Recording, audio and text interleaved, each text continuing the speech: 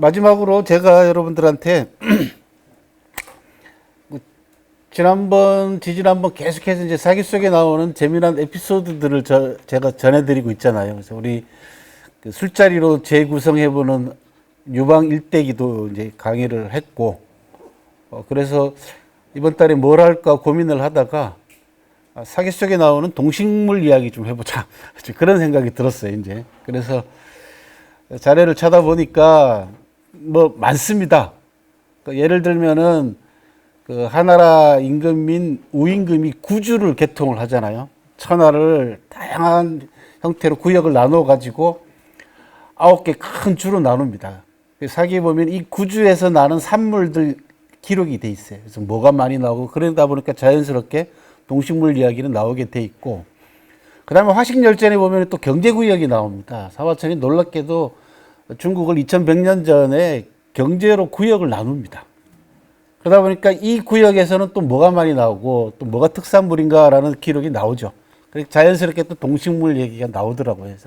그래서 동식물 이야기는 굉장히 많습니다. 그래서 그 일일이 다 소개해 드릴 수는 없고 몇 차례 나눠 가지고 중요한 동물들, 뭐 그 밖에 식물들 가운데에서도 사기 속에서 굉장히 재미나게 기록이 되어 있는 게 뭐냐 그러면 이제 복숭아죠.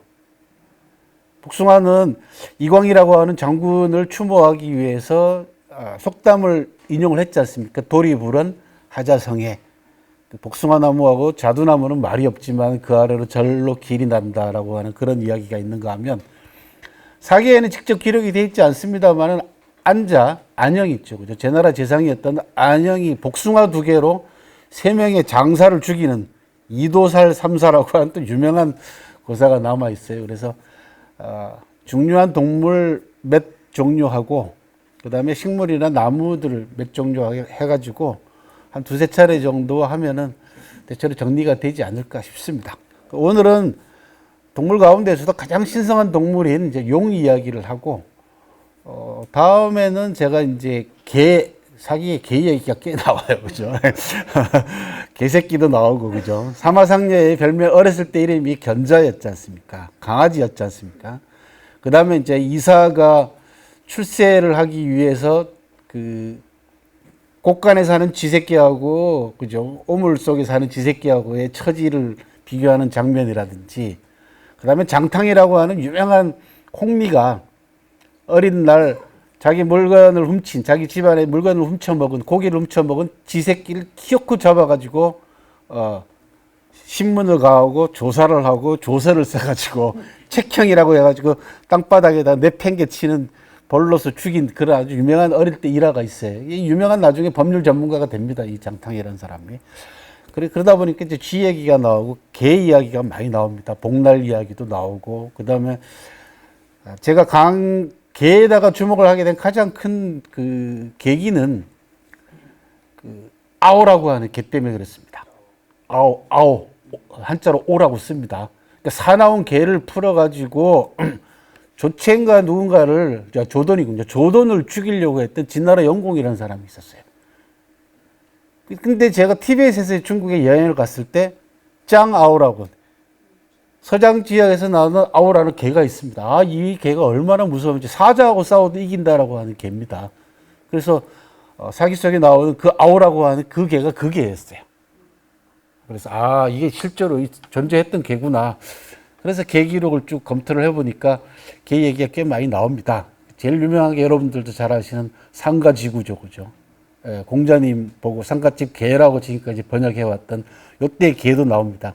그건 제가 달리 해석을 합니다만은, 그래서 오늘 여러분들에게 용 이야기를 좀 전해드릴까 합니다. 용 이야기 하기 전에요, 이제 우리 광고를 해야 되잖아요, 그죠? 유튜브, 지금 김영수의 좀 알자 유튜브가 침체 상태에 있습니다. 침체 상태에 있는 이유는 뭐 제가 계속 업로드를 안 해서 그렇고, 업로드를 안 한 이유는 뭐 최근에 일어난 여러 가지 사건 때문에 이제 그런 것도 있습니다. 그래서 4월 달부터 열심히 업로드를 할 텐데요. 여러분들도 잘 아시다시피 지금 이 제 유튜브 소개는 우리 회원들을 위한 소개가 아니라 제 유튜브를 보는 사람들을 위한 광고입니다. 유튜브를 시청하는 사람들의 80% 이상이 구독을 안 하고 봅니다. 그러니까 꼭 구독을 해달라고. 구독이 제일 중요하고요. 그 다음에 좋아요, 댓글, 알람 중요하고, 그 다음에는 이제 멤버십입니다. 유튜브 좋은 영상을 제작하기 위해서는 이제 후원이 필요한데, 저처럼 인문학적인 그 컨텐츠를 가지고 유튜브 하는 사람들은 후원을 받을 수가 없지 않습니까? 정치 유튜브들은 슈퍼챗이라 그래가지고 마구 쏟아지는 게 돈이지만은, 이런 인문학 또 저처럼 보통 1시간 이상짜리 긴 영상을 유튜브에 올리는 사람들은 제작하기는 대단히 힘든데, 편집하기는 대단히 힘들지만은 비용이 다른 데서 나오는 게 없습니다. 그래서 멤버십이 있습니다. 매달 일정하게 후원을 하는 멤버십 가입이 있고, 또 최근에는 제 유튜브가 이제 구글에 의해가지고 그 좋아요도 많이 달리고 하다 보니까 자격을 여러 가지를 얻었는데, 그 가운데 땡큐 항목이 있습니다. 여러분들 저기 보시면은 그 가운데 그림의 화면 보시면은 제일 오른쪽에 땡스라고 적혀 있죠, 그죠? 여기 보면, 그죠? 예. 여기 보면은 좋아요고 이거 싫어요입니다. 예. 좋아요는 1,400개가 달려 있고, 싫어요는 요즘은 유튜브에서 감춰줍니다. 예, 예. 싫어요로 아예 감춰버립니다. 그래서 그런 게 있고, 그 다음에 공유가 있고, 만들기 오프라인 쭉 나오다가 여기 보면 땡스라고 있어요. 예. 여기가 여러분들이 제 유튜브를 들으시면서, 야, 이거 내용 정말 좋다. 이거 돈 주고 공짜로 보기 아깝다. 돈 좀 줘야 되겠다. 그럼 저걸 누르시면 돼요. 땡큐를 누르면은 요런 게 나옵니다. 요런 화면이 떠요. 그래서 돈이죠, 그죠, 이게. 이렇게 해서 돈을 바로바로 그 유튜브 제작자에게 후원을 할 수 있는 그런 자격을 얻었습니다. 그러니까 내용을 보고 좋으면은 땡큐를 눌러서 돈을 주시면 돼요. 바로 현금입니다. 그 대신 여러분들 핸드폰 내에 그 돈이 빠져나갈 수 있는 통장 같은 것이 등록이 돼 있어야 됩니다. 대부분 다 이제 그런 것들을 안 하시기 때문에 열혈 구독자가 아니면은 잘 안 하니까, 나중에 혹시 뭐 제 유튜브 여러분들이, 우리 이사님들이 바깥에서 야, 김영수 유튜브 좀 봐라 라고 얘기하실 때 저런 것도 같이 설명을 해 주시면 좋겠다 라고 해서 제가 말씀을 드렸고요. 또 하나는 이제 우리 학회가 작년에 제가 이 다이어리를 하나 만들었지 않습니까? 그죠? 사마천 다이어리북 366이라는 걸 상당히 고급스럽게 만들었습니다. 이거는 사마천이 사기라고 하는 역사책만 남긴 분이 아니라 태초력이라고 하는 달력을 제정을 만드셨습니다. 그 달력이 동양사회에서 2000년 동안 사용해왔던 음력입니다.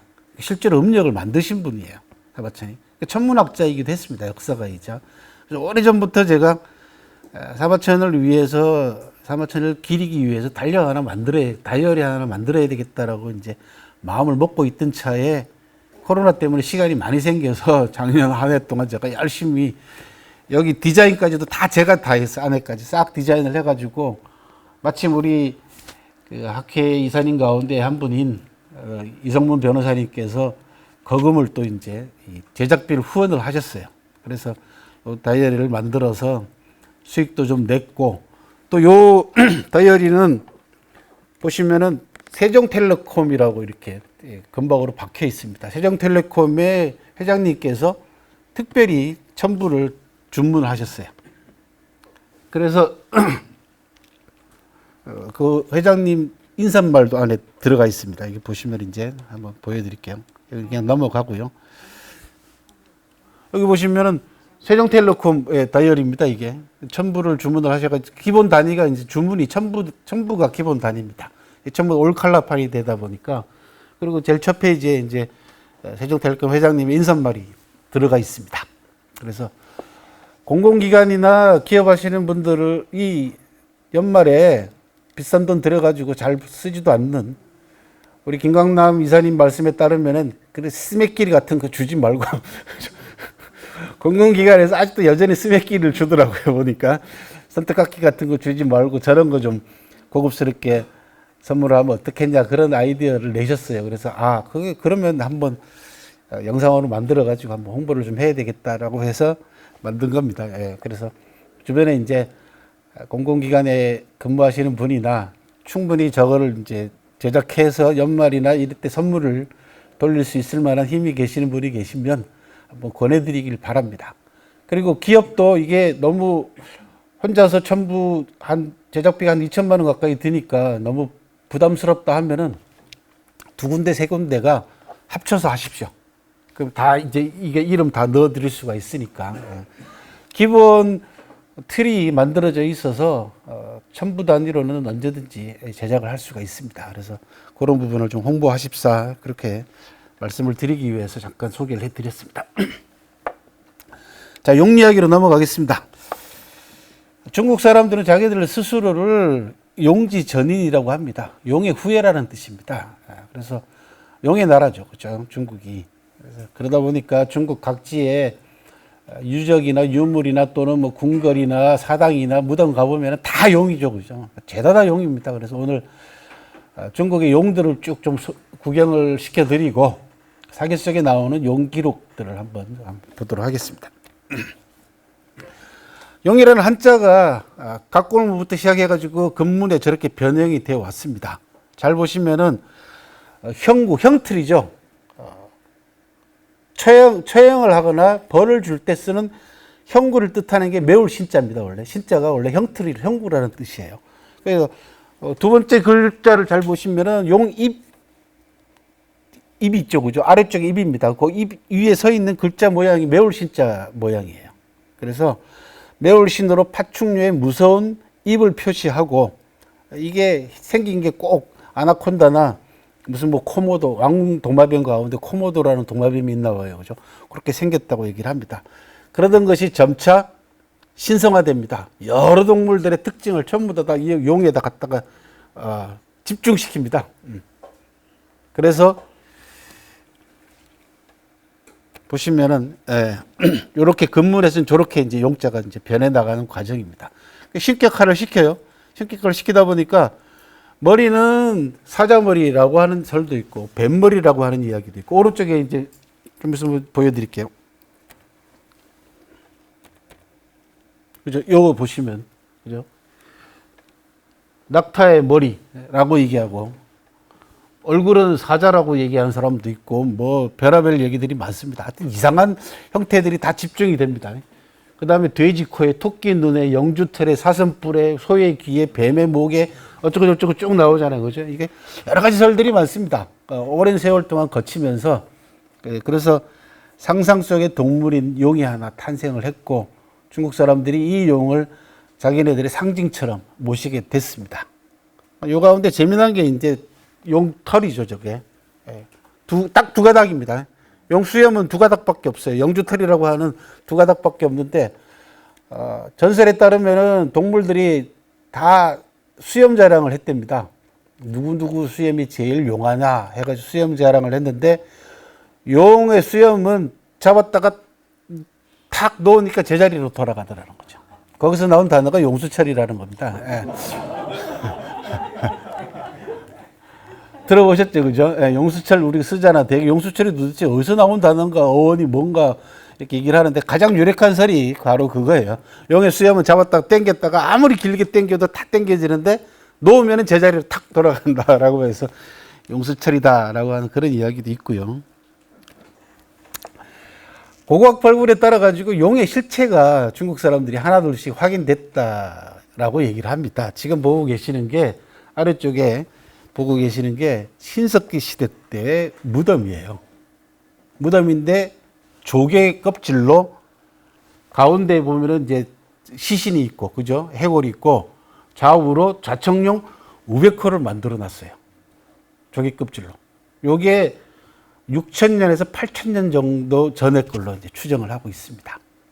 그러다 보니까 중국 사람들은 우리는 옛날 신석기 시대 때부터 용을 신성시했다. 이제 이런 이야기가 가능해진 거죠, 그죠? 그래서 근데 그 생긴 거 가면 악어하고 제일 비슷하게 생겼답니다. 실제로 조개 껍데기 모양을 하고 있는 동물의 형태가 자청용 우베커라고 얘기를 하지만 실제 모양은 악어랑 많이 비슷하다 그래요. 그래서 악어를 뻔딴 거다라고 하는 설도 있고요. 그 다음에 이제 토기에 특히 감숙성 지역에서 출토되고 있는 채도라고 하는 색깔을 입힌 또 문양을 그려놓은 요 채도에 용하고 비슷한 것들이 많이 나옵니다. 그래서 지금 보고 계시는 게 도롱뇽처럼 생겼대요. 지금 보고 계신 게 얼굴은 사람 얼굴을 하고 있는데 모양이었고 몸의 형태는 도롱뇽이라고 얘기를 합니다. 그래서 저런 형태의 용의 기호, 저것도 신석기 시대 겁니다. 대개 6,000년 전으로 된 전에 기물들이고, 그 다음에 이제 또아리를 틀고 있는 반룡이라고 합니다. 이게 반룡문이라고 하는데 산서성에서 이제 출토된 글에서 나온 겁니다. 저렇게 오른쪽에 보시면은 어떤 용 모양을 하고 있죠. 이게 또아리를 틀고 있다 해서 반룡이라고 하고, 이것도 신석기 시대입니다. 그리고 신석기 시대 때 옥기에서도 용의 원형들이 나옵니다. 여기 왼쪽에 있는 저 옥기를 저룡이라고 합니다. 돼지 모양으로 생긴 용이다. 이렇게 얘기를 하고 있어요. 가운데 것도 마찬가지고 내몽고 지역에서도 나오고 있고요. 그래서 중국 각지에서 출토되고 있는 신석기 시대 때 옥기 가운데에서 용의 원형을 가지고 있는, 용의 모습을 가지고 있는 옥기들이 출토가 되더라라는 거고요. 이런 형태들의 이제 옥기 사방에 용 얼굴을 그려놓은 저런 옥기도 있고요. 그 다음에 토기 쪽에 저렇게 용하고 봉황입니다. 한쪽은. 토기 오른쪽에 흑백 사진으로 되어 있는 요 그림 보시면은 머리를 하늘로 쭉 뻗고 있는 게 용이고 왼쪽에 있는 게 새예요. 그래서 용봉이 봉황이 같이, 용과 봉황이 같이 나오는 케이스도 신석기 시대 때 이미 나타나고 있다. 이렇게 얘기를 하고 있습니다. 그리고 이제 청동기 시대가 들어오면요. 청동기에 용은 뭐 부지기수로 나타납니다. 지금 보고 계시는 게 이제 춘추 시대 때, 그 서주 시대 때, 전국 시대 때 청동기 쪽에서 나타나는 용의 모양들입니다. 이런 것들이 있고, 이런 용들도 있고요. 그 다음에 이제 이런 안이라고 해가지고, 우리로 얘기하면 테이블이죠. 탁자죠. 그 위에 뭔가를 올려놓는 그런 형태인데, 이것도 전부 다 보면은 가운데 보면 용머리라고, 용이죠. 이 오른쪽 왼쪽에 전부 다 사방으로 용머리를 장식하는 저런 아주 정교한 청동기 속의 용들도 뭐 보편적으로 아주 많이 나타나고 있습니다. 이런 것도 있고요. 이게 이제 좀 세부적으로 확대하면 저렇게 되어 있습니다. 그 다음에는 이제 이런 옥기에도, 여기 춘추전국 시대 때 옥기인데 옥기에도 용들이 장식으로 나타나고 있고요. 그 다음에 한나라 때 들어오면은 화상전이라고 해가지고 벽돌에 그림을 그려놓은 형태가 있죠, 그죠? 사마천 사기에 나오는 고사들도 요 벽돌에 많이 이제 소재로 채택이 됐잖아요. 그걸 화상전이라고 합니다. 뭐 용들이 뭐 어마어마하게 나옵니다. 그래서 지금 보고 계시니까 대표적인 용들이고, 제일 오른쪽에 있는 건 저거는 용을 가지고 놀이하는 겁니다. 용놀이, 용희라고 합니다. 중국어로는 용놀이 하는 거예요. 저건 뭐 진짜 용인지 아니면은 지금 중국 영화 보시면 알겠지만 사자 탈춤 하잖아요. 그때 보면은 사자 말고도 용도 나와요. 이 기원이 이미 2000년이 넘었다라는 거죠. 저런 용춤 같은 것이, 저런 것도 있고요. 용이 날개가 달리기 시작합니다. 보시면 알겠지만, 그죠? 날개가 달린 용들도 나타나고 있고, 이렇게 사마천 당대인 한나라 때 오면은 거의 생활 속에까지도 용의 문양이라든지 용의 장식이라든지 기타 놀이라든지 이런 부분에 다 용이 침투를 하고 있다라는 그런 말씀이고, 그 이후에 용은 더욱더 많은 부분에까지도 확대가 돼서 특히 궁궐이나 그다음에 중요한 사당이나 이런 부분을 장식하는 데 있어서 용은 빠질 수 없는 요소가 됐습니다. 그래서 여러분들도 잘 아시는 이게 저걸 조벽이라고 합니다. 중국의 사당이나 궁궐이나 이런 쪽으로 딱 처음에 들어가면은 벽을 딱 앞장 세워 막아 놓죠, 그죠? 그걸 조벽이라고, 다른 말로 영벽이라고도 하는데, 저런 형태는 중국의 건축물의 기본입니다. 조벽을 세워놓고 거기다가 용을 장식하는 거죠. 가장 유명한 것이 북경에 있는, 북해에 있는 구룡벽, 그 다음에 자금성에 있는 구룡벽, 그 다음에 산서성 대동에 있는 구룡벽, 요 세 개 3대 구룡벽입니다. 용을 9마리 새겨놓은 거죠. 지금 오른쪽에 보고 계시는 게 자금성에 있는 구룡벽입니다. 그 다음에 오른쪽 아래쪽에 있는 것이 산서성에 있는 구룡벽입니다. 이게 9머리, 이게 황제를 상징하는 숫자죠. 구자는. 예.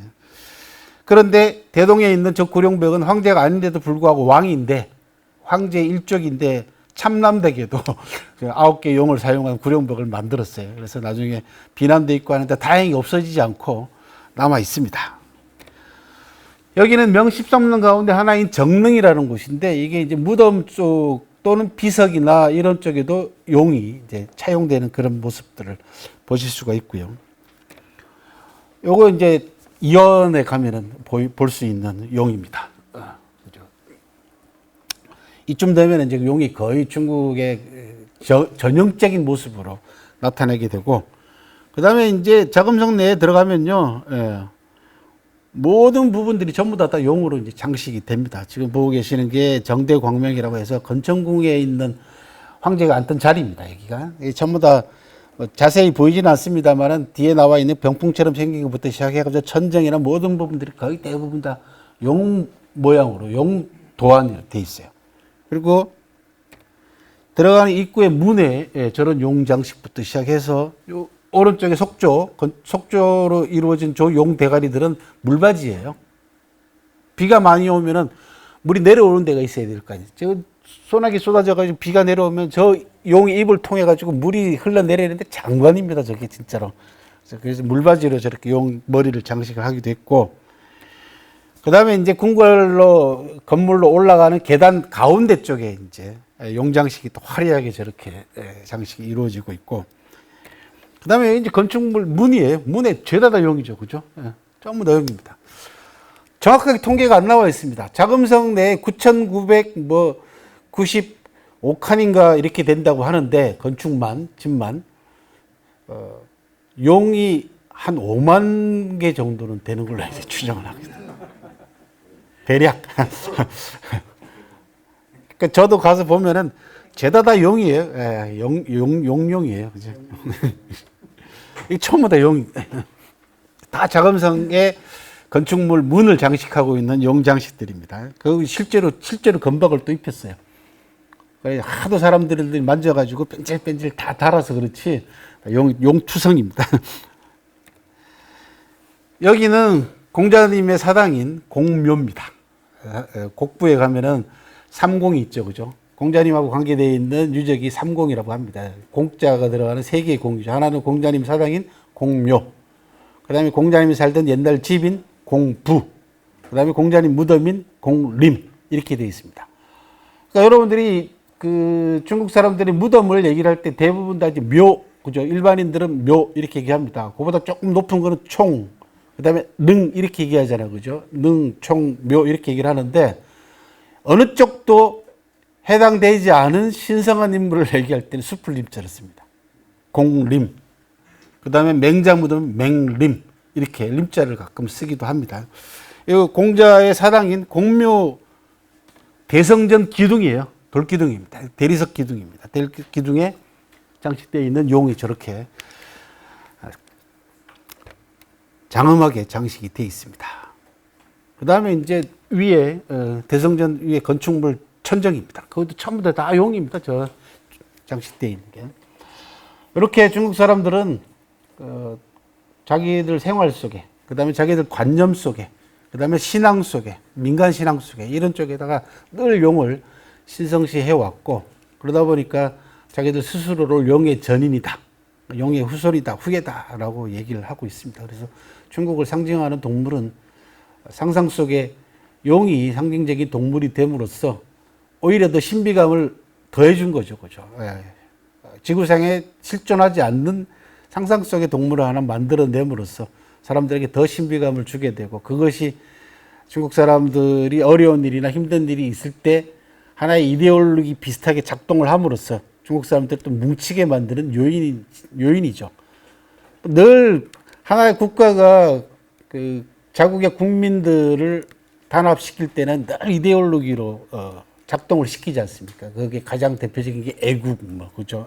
그 다음에 충성이니, 효니 이런 것들로 늘 작동을 시켜왔고, 또 그러다 보니까 자연스럽게 이런 중국 사람들이 누구나 다 신비롭게 생각하고 숭배하는 또 하나의 상상 속의 신비로운 동물인 용을 앞장 세워가지고 야 우리는 중국 민족은 용의 후손이다 라고 함으로써 자부심도 키워주고 하는 그런 또 이데올로기의 작용도 해왔습니다. 그리고 오랫동안 기록 속에 워낙 많은 기록들이 남아있다 보니까 권위의 상징으로서도 용자가 사용되기 시작했죠. 바로 그 단초를 지금부터 보게 되시는 사마천 사기 속에서 이제 찾을 수가 있다. 그런 이야기입니다.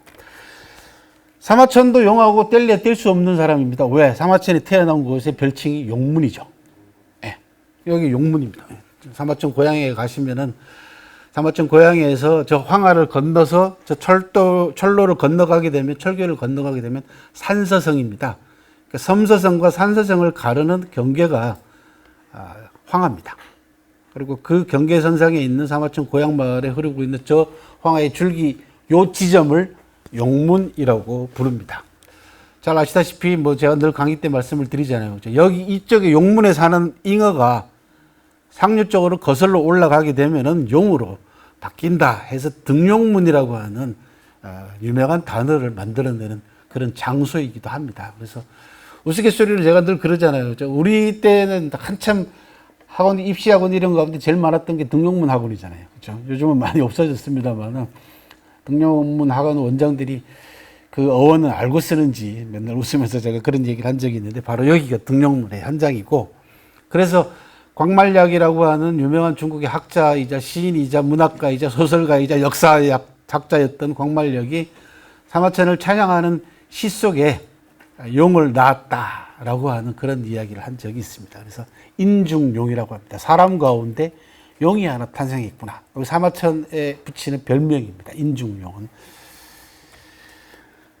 자, 사기 속에 나오는 용 기록을 보게 되면은 오제봉기부터 나옵니다. 오제봉기에 용이라고 하는 사람 이름이 나와요. 순임금이 22명의 신하들에게 직책을 줍니다. 여러 가지 역할 분담을 시켜요. 그 가운데 용이라는 사람한테는 어떤 직책을 주냐 그러면 납언이라고 합니다. 그러니까 좋은 말을 받아들여 가지고 임금에게 직관하는, 우리로 얘기하면 이제 그 조선시대 때 대사원, 뭐 대사관, 사관 있죠, 그죠? 사관들이 바로 이 용에 해당되는, 용의 이름을 가지고 있는 순임금 때 벼슬을 했던 사람 이름이 용이 하나 있고요. 그 다음에 이제 재미난 게 뭐냐 그러면 하나라 하봉기에 나오는 두 마리 용 이야기가 나옵니다. 그리고 그 용을 기르는 사육사 이름이 나와요. 그 환룡씨라고 합니다. 이게 벼슬 이름이기도 하고 용사육사예요. 그런데 하나라 때 환룡씨가 없어짐으로써 용이 두 마리 내려오긴 했는데 용을 기를 사람이 없어요. 그런데 용사육을 했다라고 얘기하는 한 사람이 내가 왕년에 활룡한테 용 기르는 걸 배웠다 해서 용을 기르는 장면이 나옵니다. 그 얘기는 좀 이따 말씀을 드리도록 하고, 요 기록이 재밌게도 나중에 포사하고 또 연결이 됩니다. 요 용이. 그래서 그 얘기를 먼저 한번 해볼게요. 하나라 말기에 공갑이라고 하는 임금이 즉위를 했는데, 이 임금이 귀신 흉내 내기하고 음란하기 짝이 없어요. 맨날 노는 게 귀신 흉내 내는 게 일이었어요. 이 공갑이라는 임금이. 그런데 어느 날 용이 암수 한 마리씩 내려옵니다. 궁궐에. 하늘에서 내려와요. 그래서 용사육사였던 옛날부터 내려오는 환용 씨에게 용 기르는 걸 배웠다라고 하는 유루라는 자가 내가 기를 수 있습니다 라고 합니다. 그래서 공갑이 유루에게 어룡씨라고 하는 그 용을 사육할 수 있는, 어자는 내 통제한다, 기른다라는 뜻이에요. 그죠? 용을 기르는 사람이다 해서 어룡씨라고 하는 자기를 줘가지고, 벼슬을 줘가지고 기르게 해요. 그런데 기르다가 한 마리가 죽어. 그러니까 이거를 임금한테 얘기를 못 하잖아요. 유루가. 용 죽었습니다. 얘기를 못 해. 그래서 어떡하냐 그러면 그 용을 삶아다가 용고기를 갖다가 바칩니다. 공갑에게. 그랬더니 맛있거든요. 굉장히 맛있었대요. 그런데 아무리 생각해도 암컷이 죽었는데 좀 조만간 임금이 알 것 같단 말이죠. 그래서 이 유루라는 놈이 도망가 버립니다. 도망가요.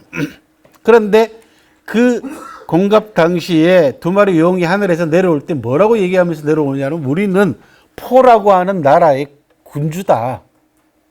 그렇게 얘기를 해요. 그래서 점을 쳐보니까 점괘가 불길한 거야. 근데 이걸 죽일 수도 없고 없앨 수도 없잖아요. 그래서 야, 점 한번 더 쳐봐라. 그랬더니 점을 한번 더 쳤더니 용의 침을 받아가지고 보관을 해두면은 괜찮다. 이런 점괘가 나왔대요. 그렇게 해서 이 두 마리 용의 침을 받아가지고 괴짝에다가 잘 모셨답니다. 요게 주나라 여왕 때 와가지고 상자를 개방을 합니다. 옛날부터 내려오는 요 용의 침을 뭔가 한번 보고 싶어서 개방을 했는데 요게 떨어뜨려. 그 침이 바닥에 흘러버립니다. 이 용이 지워지질 않네.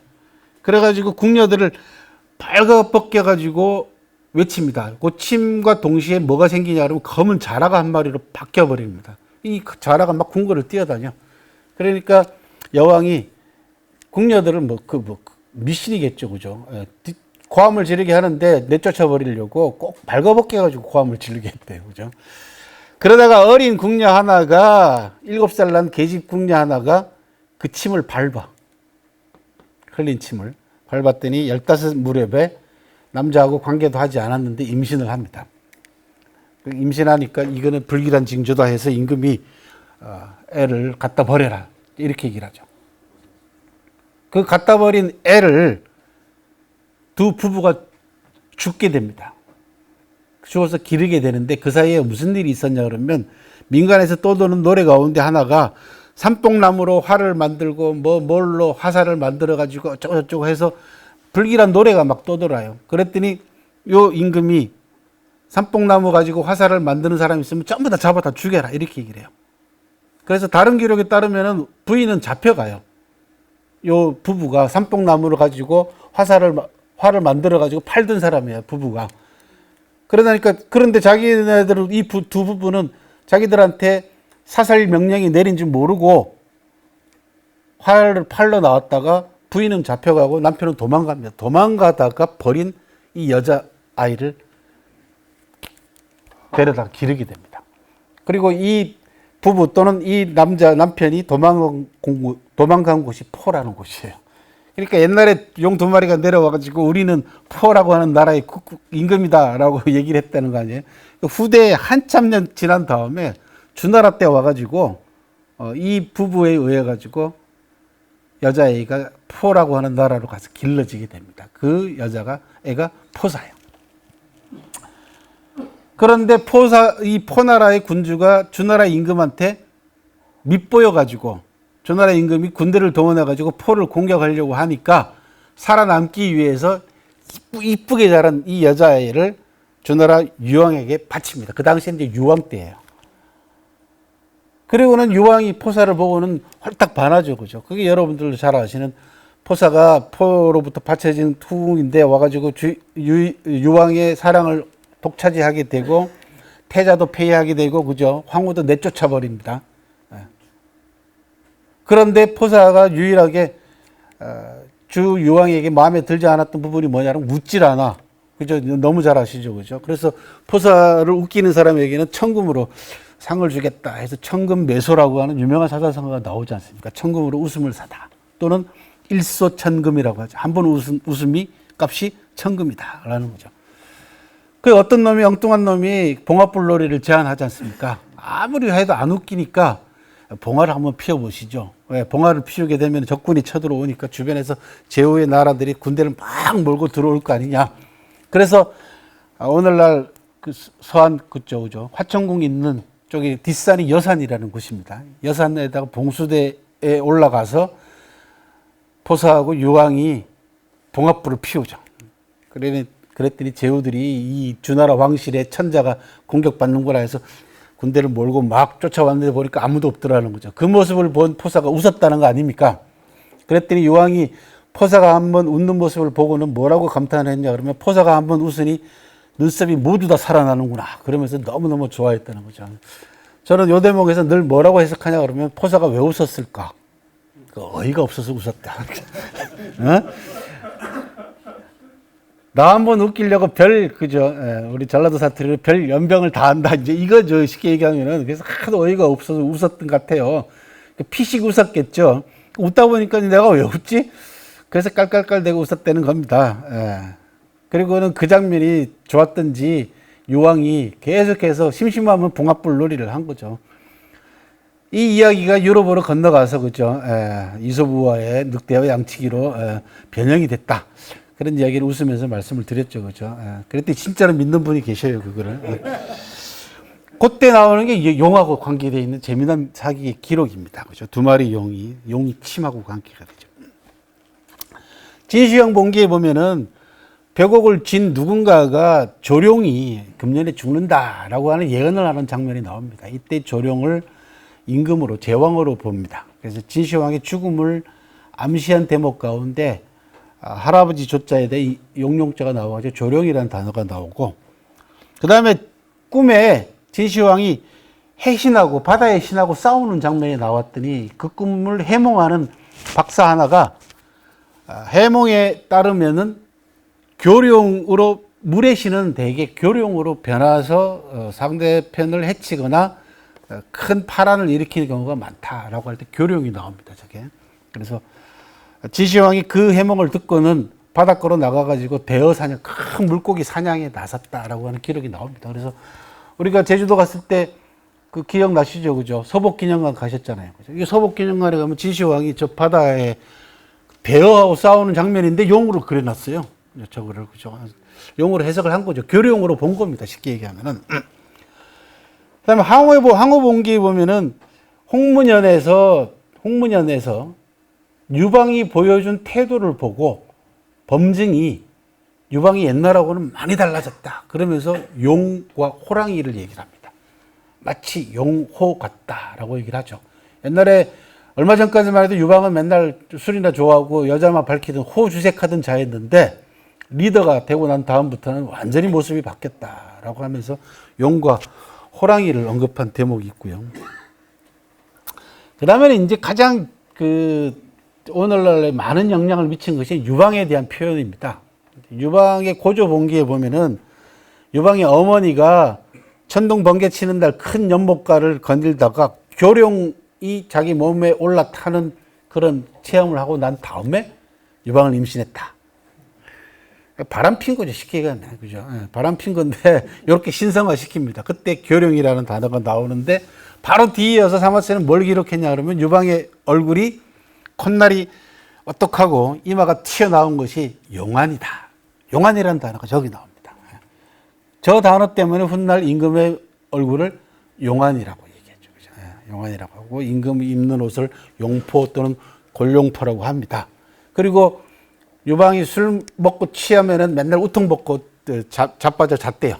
건달 생활 때. 그러면 몸무에서 문양이 쫙 취기에 따라 가지고 어떤 무늬가 막 나타나는데 그 무늬가 용무늬였다는 거죠, 그죠? 그리고는 왼쪽 허벅지에는 72개의 검은 점이 있었대, 그죠? 이게 되게 이제 그 최고 권력자가 되고 나면은 신비한 이제 전설들이 많이 따르는 보편적인 형태 가운데 하나인데 용이 나옵니다. 그리고 유방이 이제 참사하죠. 유방이 술 취해가지고 얼떨결에 큰 뱀을 베어버립니다. 나중에 한 노파가 그 뱀을 끌어안고 부둥켜 안고 울어요. 알고 봤더니 그게 백제의 아들이었다. 그런데 적제 아들에게 오늘 죽임을 당했다 해서 유방이 황제가 될 그런 암시 같은 것도 이제 뱀이 같이 나옵니다. 그래서 실제로 사기 기록을 살펴보면은 뱀 이야기는 거의 없습니다. 용 이야기는 꽤 많이 나오는데 사실 뱀의 몸을 하고 있다 그렇게 얘기를 하는데 뱀도 신성시할 것 같은데 이상하게 사기 기록에는 뱀 이야기는 별로 없습니다. 그냥 여러 동물 가운데 한 종류로서 뱀이 나오긴 합니다만 어떤 뭐 신비한 형태라든지 이렇게 잘려버리는 뱀 이야기 외에는 뱀 이야기 없는 것도 좀 특이한 점 가운데 하나 있고요. 또 하나 흥미로운 부분이 저겁니다. 노자 한비자 열전에 보면은 공자하고 노자가 만나는 장면이 나옵니다. 공자가 낙양에 가가지고 노자를 만나서 노자한테 한바탕 실컷 그 꾸지람을 듣고 옵니다. 실제로 보시면은 욕심 많다 그러고 뭐 쉽게 얘기하면 요거도 먹고 와요. 근데 갔다 와가지고 제자들이 선생님 오늘 노자를 만났는데 어땠습니까? 그랬더니 공자가 한 말입니다. 용이라면 내가 모른다. 바람과 구름을 타고 하늘을 나르니까 내가 그 용을 어떻게 알겠느냐라고 얘기해놓고 엉뚱하게 뭐라고 얘기하면 오늘 내가 노자를 보니까 용과 같았다라고. 용은 모른다면서 용과 같았다라고 노자를 용에다가 비유한 재미난 대목이 한 대목이 나옵니다. 저 대목이 저기 있고요. 그 다음에 이제 악서라고 하는 곳에 보면은 신마하고 용을 연결시키는 대목이 나옵니다. 여러분들 잘 아시다시피 한나라 무제가 서역에서 나는 이 건장한 말을 구하기 위해서 굉장히 애를 많이 썼어요. 그게 이제 한혈마라고 합니다.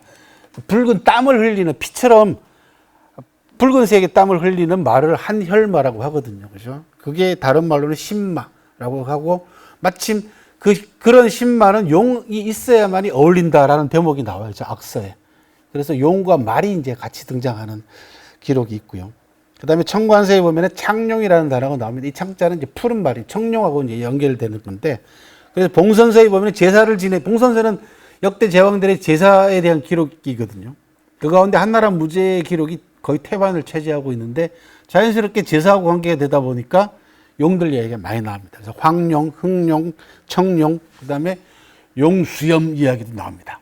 여기 뭐냐 그러면은 황제, 누르왕자 황제, 중국 역사상 최초의 제왕으로 기록이 되어 있는 오제본계의 제일 첫 번째 인물인 황제가 용을 타고 승천을 합니다. 그랬더니 따라가려고 수염을 붙들고 따라 올라간 사람들이 있어요. 그러다 다 떨어지죠, 나중에. 그때 용수염이 나옵니다. 평준서에 보면 하늘엔 용이요 땅에는 말이다 라고 해서 용마가 또 비교되는 장면이 나오고, 용무늬 모양을 장식한 백금으로 돈을 만들었다 라고 하는 기록도 나옵니다. 그거를 백선이라고 합니다. 그때 용무늬가 나오고요. 그 다음에 아까 우리 허벨리 사람이 얘기할 때 계자추 얘기 나오죠. 그죠? 계자추가 농공 행상에서 제외되니까 민간에서 노래를 불러가지고 풍자를 했다 그랬잖아요. 그죠? 그때 아까 말씀드린 진문공을 수행했던 망명생활을 수행했던 모든 공신들이 다 상을 받고 벼슬을 받았는데 그걸 이무기에다 비교를 했어요. 8마리 이무기가 전부 다 승천해서 용이 됐는데 한 마리만 못 올라가고 있다 해서 계자추를 지목을 하죠. 그죠? 그때 용하고 이무기가 나옵니다. 이때 용을 뱀으로 보는 사람도 있습니다. 그죠? 이무기를. 그래서 그렇게 해서 계자추에게 벼슬을 주려고 상을 주려고 하니까 계자추가 노모를 모시고 면산으로 숨어 들어갔고, 아까 말씀드린 대로 계자추에게 키놓고 내가 벼슬을 줘야 되겠다. 할고 봉군을 한 수행 공신인데 어떻게 계자추를 내가 까먹었을까 하고 계자추에게 상을 주려고 기념관 같은 거 하나 세워줬으면 되는데 다 처음에 빼놓고 키놓고 벼슬을 주려고 하니까 계자추가 나오겠습니까? 자존심 상해라서라도 안 나오죠. 그러면서 아까 강의 때 얘기했던 게 뭐냐 그러면 나머지 신하들이 전부 다 하늘의 공을 탐한 놈들이다. 그러니까 진문공을 모셨던 사람들이 사심 없이 진문공을 모신 게 아니라 실제로는 공이 탐나가지고 모신 것이지 하고 이제 계자추가 비판을 하는 대목이 그 대목이. 그래서 면산으로 숨어가니까 그래도 키오쿠 진문공이 계자추에게 뭔가라도 하나 상을 주고 싶어서 사람을 보내가지고 계속 내려오라고 합니다. 계자추는 좀 못 내려가죠. 그리고 어머니하고 대화가 나옵니다. 너를 위해서 끝까지 어머니도 뜻을 같이 하겠다라고 하죠. 그래서 불을 태웁니다. 불을 질렀더니 안 나오죠. 어머니하고 계자추가 나무를 부둥키 안고 새카맣게 타 죽었다라는 거죠. 그래서 그날에는 데운 음식이나 탄 음식을 먹지 못하게 하는 한식의 기원이 됐고, 아까 말씀드린 대로 그 나무 둥치를 캐와서 남학신을 만들어서 신어서 계자추를 기념했다라는 겁니다. 지금 보고 계시는 게 면산 입구에 세워져 있는 계자추하고 어머니 모습의 상이고, 면산에는 계자추 무덤이 잘 남아 있습니다. 그리고 면산은 거의 대부분 다 계자추하고 관계되어 있는 사당들로 구성이 되어 있습니다. 조세가에 보면 비룡이라는 단어가 처음 나옵니다. 날아다니는 용이란 비룡이 나오고, 또 하나 재미난 건 뭐냐 그러면 이 전국시대 때 진나라 무왕이라는 사람이 힘자랑을 잘했던, 힘이 굉장히 셌던 임금이에요. 그래서 신하들하고 힘 좋은 신하들하고 늘 힘겨루기를 했어요. 그 힘겨루기 가운데 하나가 뭐였냐면 이 청동 솥을 드는 겁니다. 그러다가 무릎 아랫뼈가 부러져가지고 죽죠. 거정절빈이라고 하는 힘자랑하지 마라라고 하는 교훈을 남겨주는 아주 재미난 고사성어를 남긴 사람이 진무왕인데 요 제세가에 보면 어떻게 되어 있냐 여러분 용문이 장식이 된 정을 들는 시합을 했다 그렇게 되어 있어요. 그러니까 아까 여러분들 청동기에서 보셨잖아요. 청동기에 용 장식들이 꽤 많이 나오잖아요. 그래서 이런 것들. 그 다음에 이제 태몽으로서의 용이 나타납니다. 해문왕이 비룡꿈을 꿨고, 그 다음에 외척세가에 나오는 박태우, 나중에 이제 태우가 되는 박태우가 젊은 날 황제의 은총을 입었는데, 용꿈, 창용꿈을 꿨다라고 하는 태몽이 나옵니다. 이런 용꿈 이야기도 있습니다. 그 다음에 전단열전, 아주 유명한 기록입니다. 연나라가 제나라를 공격해가지고 악의라고 하는 유명한 명장을 필두로 해가지고 늘 연나라를 괴롭히던 제나라를 공격을 해가지고 제나라를 거의 멸망 직전에 몰고 갑니다. 그런데 아기를 전폭적으로 신뢰했던 연나라 소왕이 죽고 아기하고 사이가 좋지 않은 태자인 해왕이 즉위합니다. 그래서 아기를 교체를 시켜버리죠. 장수를. 그 아기는 다시 자기네 나라인 조나라로 돌아가고 전세가 역전되기 시작하는데 그 역전의 빌미를 만들어준 사람이 누구냐 그러면 제나라의 전단이라는 사람입니다. 요 제나라의 전단이 아기하고 연나라의 해왕하고 사이를 이간질을 시키고 그리고 군심을 모두 다 흩어놓은 상태에서 마지막으로 구사한 게 화우진이라는 겁니다. 소뿔에다가 날카로운 창들을 전부 다 매달고 그 다음에 소 몸에다가는 용무늬를 장식한 옷을 입힙니다. 그리고는 꼬리에다가 불을 붙여가지고 연나라 진영으로 밤에 그렇죠? 돌진하게 만들어가지고 연나라 군대를 모두 다 퇴각시키고 그 다음에 교체된 기겁이라고 하는 장수도 전사시키는 그렇게 해서 결국은 연나라 군대가 모두 다 제나라 땅에서 물러가게 만드는 결정적인 장면, 이제 화우진이라고 하는데, 용이 장식되어 있는 옷을 입힌 소를 보고는 제나라 병사들이 놀라가지고 기겁을 해서 패했다라고 하는 대목이 나옵니다. 또 하나 재미난 건 뭐냐 그러면은 그 작위를 주는데 후작을 주는데 용자가 들어가는 게 나옵니다. 보면은 용액후. 액자가 무슨 얘기냐면 이 맞박이라는 뜻입니다. 이 말을 액이라고 하거든요. 그 다음에 용항후, 항은 목이죠. 목 부분을 얘기를 합니다. 그러니까 누군가에게 자기를 주는데 외모를 보고 자기를 준 것 같아. 맞박이 꼭 용 모양, 용 맞박처럼 생겼다 해서 용액후라고 주고 목덜미가 용처럼 생겼다 해서 용항후라고 하는 그런 자기를 준 대목도 나오고 그 다음에 사람의 열전에 보면 용핀을 얘기가 나오고 용장식 구슬 이야기도 나오고 용과 호랑이로 장식한 깃발 이야기도 나옵니다.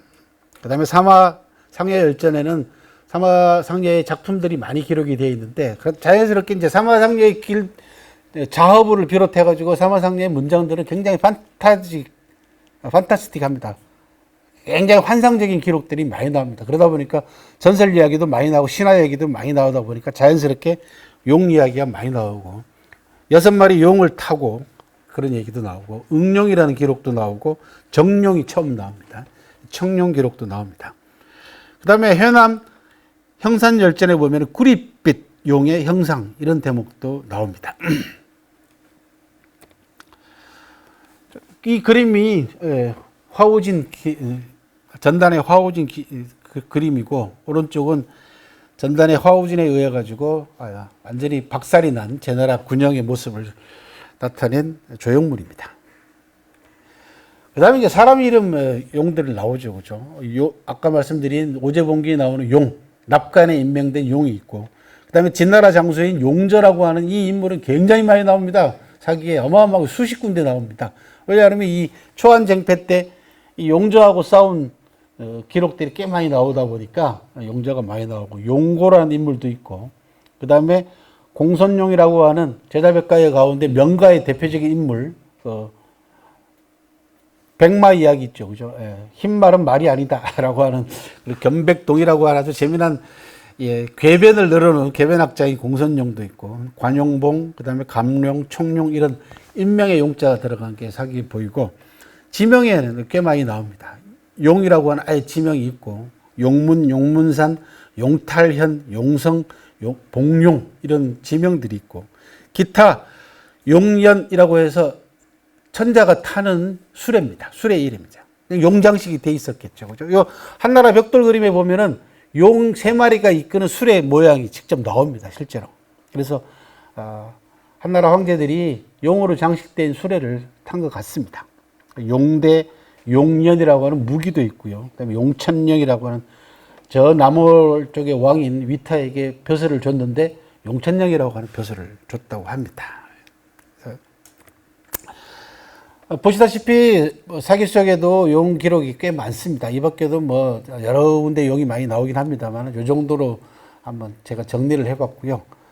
용이 중국의 상징이자 중국인의 자부심으로서 지금까지 수천 년 동안 역사적으로 이어져 내려왔고 지금도 여전합니다. 그죠? 그리고 중국에 있어서 여러분들이 뭐 중국의 도안이라든지 장식이라든지 이제 도자기 보시면 아시겠지만 명나라 청나라 때 백자라든지 청아백자 이런 쪽에 가면은 뭐 용무늬를 장식으로 하는 도자기는 뭐 헤아릴 수 없이 많습니다. 그만큼 중국의 상징물이 됐고 그 기록을 사마천 사기를 통해서 여러분들이 일단을 엿보셨고 기타 중국의 주요 건축물들의 용이 얼마나 장식됐는가라는 걸 자금성과 그다음에 공자의 사당인 공묘를 통해서 여러분들이 보셨습니다.